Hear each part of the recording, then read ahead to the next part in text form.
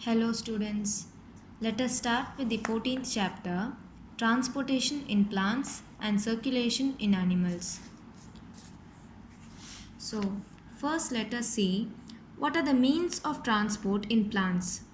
So, how the plant transports materials or liquid or energy between the cells with the help of diffusion, active transport, osmosis, plasmolysis or imbibition.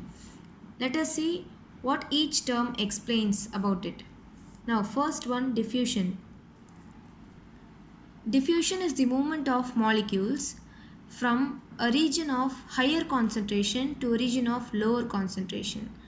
So here, before diffusion, if you see this picture, outside the cell you have high concentration of molecules, inside you have lower concentration. So what happens? The molecules move from outside of the cell to inside of the cell, that is, it moves from a region of higher concentration to a region of lower concentration. So after diffusion, this is what happens, both becomes equal, and diffusion does not need any energy to happen, that is, it does not need ATP molecule, adenosine triphosphate, to diffusion happen. So diffusion process is the movement of liquids or solids from a region of higher concentration to a region of lower concentration without any energy. Next you have active transport. So active transport is generally against the concentration, that is, it is the opposite of diffusion. Here what happens in active transport, it moves from a medium of, see, if this is a cell, and here you have high concentration gradient, and outside if you have low concentration gradient, actually it moves against the gradient, that is, it moves from the lower concentration gradient to the higher concentration gradient.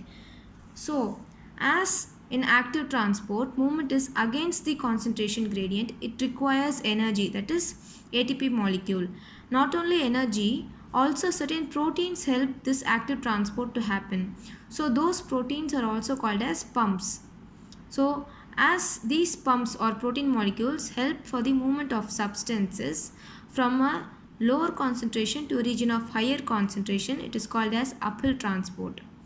Okay, I will explain again. Diffusion is the movement of molecules from a region of higher concentration to a region of lower concentration, which does not require any energy. Whereas active transport, the movement is against the concentration gradient. It moves from a medium of lower concentration to higher concentration, and thus it requires energy, that is ATP. And other than ATP, certain proteins are also helpful for this active transport to happen.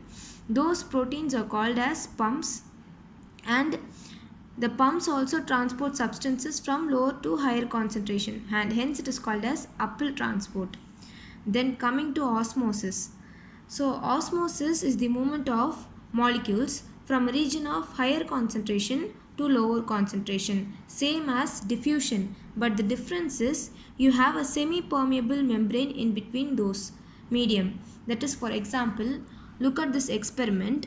There is a funnel inverted, inside you have the sucrose solution, and the mouth of the funnel is covered by a paper. So that is the semi-permeable membrane. And outside the beaker also you have water. So what happens? Through osmosis, the water which is present in the beaker moves through the semi-permeable membrane, that is the mouth of the inverted funnel, and the level of the funnel, that is the water level in the funnel, starts increasing until both becomes equal, that is both the medium of water becomes equal, the osmosis will take place.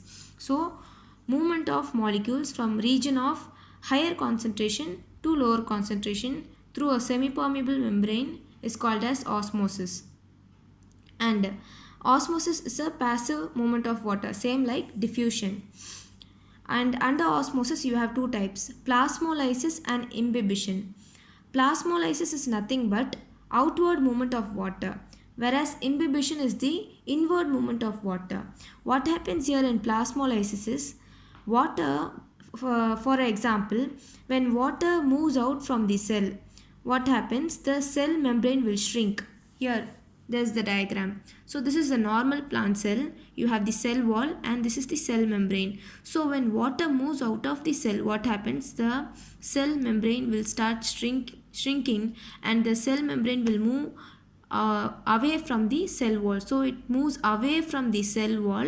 The cell membrane moves away from the cell wall and it shrinks due to water loss. So plasmolysis is the outward movement of water from the cell, whereas imbibition is the inward movement of water. For example, certain solids may absorb water, that is seeds. Seeds absorb water and they become swelled. So that is called as imbibition. So under osmosis you have two types: plasmolysis where water moves outward, imbibition where water moves inward a solid substance. That is for example seeds. The seeds absorb water and they get swelled up. So hence the seeds can easily become plants.